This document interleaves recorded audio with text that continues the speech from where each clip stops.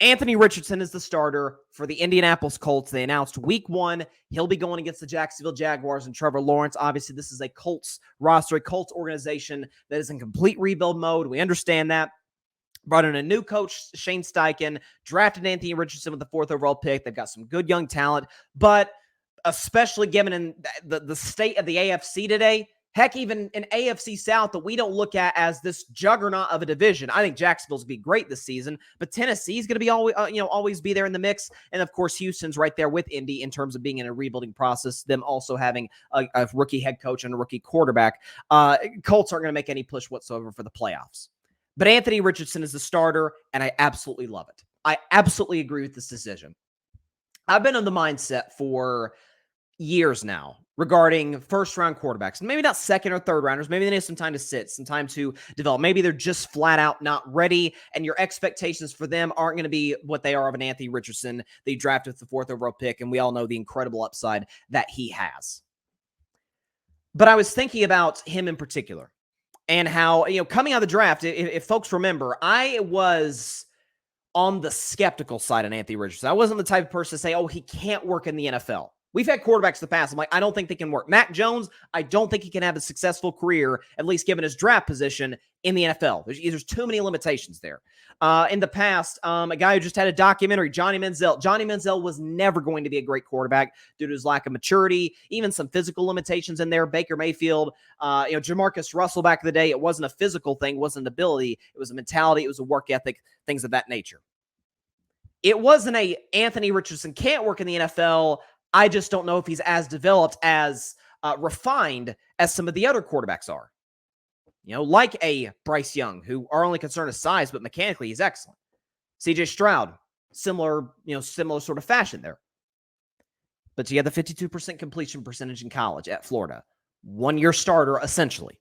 You have some other concerns regarding, again, going back to his accuracy as a passer. And listen, this is Florida. I always call the SEC NFL minor leagues, minor league NFL.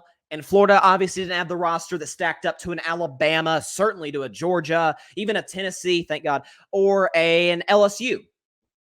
Heck, maybe not even an Ole Miss. But the Gators went 6-6 with Anthony Richardson as the starting quarterback, and now the Colts are trusting him to take them to a level that they frankly haven't been since Andrew Luck, and definitely not since Peyton Manning. But over the last couple of months, I've thought about Anthony Richardson. I'm like, okay, let's look at the bright side of things. Let's look at glass half full. Shane Steichen is a very good offensive coach, offensive coordinator. We saw he worked with Justin Herbert. We saw how he turned Jalen Hurts into, again, this is the word I'm going to come around to in a moment, project into, is Jalen Hurts a top 5 quarterback in the league? I've got him right there at number 5. Some people have him just outside of it. Some aren't bought in yet. But the fact that we're even having that discussion about Jalen Hurts, certainly speaks to Jalen's work ethic and ability, but also to Shane Steichen's ability to get the best out of him given his unique skill set. I think he could do that with Anthony Richardson, although I talked about a couple of weeks ago when the whole Jonathan Taylor situation happened that my concerns for Richardson's success in the league wasn't necessarily just predicated on his ability or the Colts coaching staff being able to get the best out of him, but upstairs, Jim Irsay, the needless distractions that he, along with some other owners in the league, caused with their respective teams, Jerry Jones being the most notable, putting distractions in the way that really don't need to be there.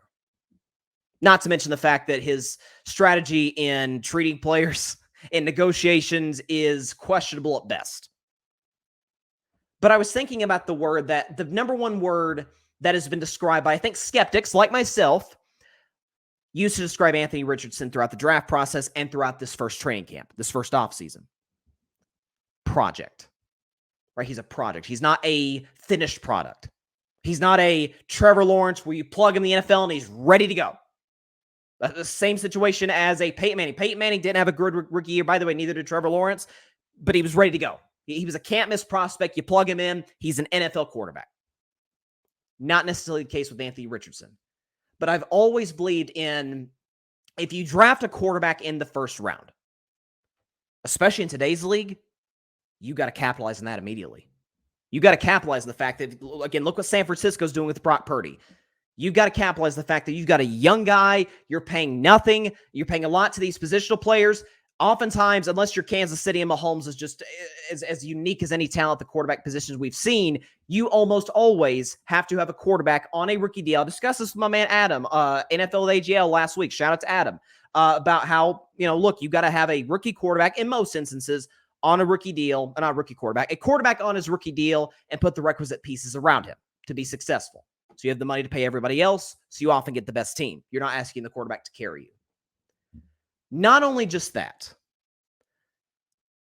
I don't think it can be understated, especially in today's game, when college quarterbacks tend to be even more successful in the NFL because there are a lot of college offenses in the NFL, and especially with how the rules have changed.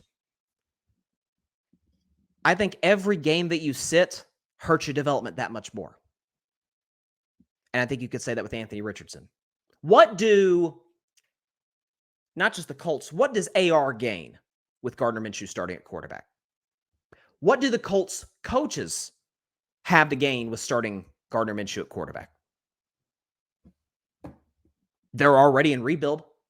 They already know they are not competing for that division. They are not competing for a wild card spot. We are going to view the Colts this year as one of probably the 5 or 6, 7 worst teams in football. Why not just play the kid right now? See what he's got. See what you can develop. See how he can get better. I think about project, and I'll use an example. I'll use a personal example for me doing this show. So I started carving it up live 4 years ago. October 21st, 2019 was my first show. If you go back, and it's out there, it's on Spotify, it's on these platforms. You could search. It's quite easy to find. If you go back and look at my first episode, heck, my first, 6 months, wasn't great. I mean, I'm gonna be honest with you, wasn't great. But I was much better off doing the show, putting it out there, having people listen to it, gaining that exposure, getting more confidence, as opposed to if I just did a year of practice episodes. That's not to say you shouldn't hone your craft. You should. But there are valuable lessons you can gain in doing real life podcasts, real life, whatever you do. In most cases, again, in this space in front of people with people watching you do it, more lessons that you will gain that you probably won't necessarily gain doing it in a practice setting. That's how I view the Anthony Richardson situation. He's an incredibly talented kid. The upside is certainly there. It's a matter of whether or not he can meet it, whether or not the coaches can help him meet that, which I think they can, given their history. So the Colts, love this move. Love the fact they're starting Anthony Richardson. They gain nothing by, and I like Gardner Minshew. I've said Gardner's one of the better backups in the NFL. And matter of fact, I put him in that, I always say the Teddy Bridgewater, Andy Dalton class of low-end starter, high-end backup. Like Gardner Minshew, if you put him in the right situation, he can be productive for you. But they don't get a whole lot close, the Colts don't, to what they want to be in the future with him starting, 7, 8 games, as opposed to Richardson starting, hopefully, knock on wood, he stays healthy, the whole season. Plenty of great quarterbacks. Again, Aaron Rodgers, that is an anomaly. Okay, again, and a lot of the fact that Aaron Rodgers sat for 3 years is because he was sitting behind one of the 10 greatest to ever do it, Brett Favre. And folks compare, hey, what about Jordan Love? Okay, why was Jordan Love sitting 3 years? Aaron Rodgers was old. Aaron Rodgers became, at the end, a little bit of a headache for Green Bay. Aaron Rodgers was a shell of himself a year ago, and they still didn't start Jordan Love. Why? Because they'll take an old, beat-up Aaron Rodgers over what they are crossing their fingers might be a good quarterback in Jordan Love. The fact that the Colts are showing this much confidence, Anthony Richardson, that's something else too. It boosts his confidence. Like, hey, they believe me right off the bat.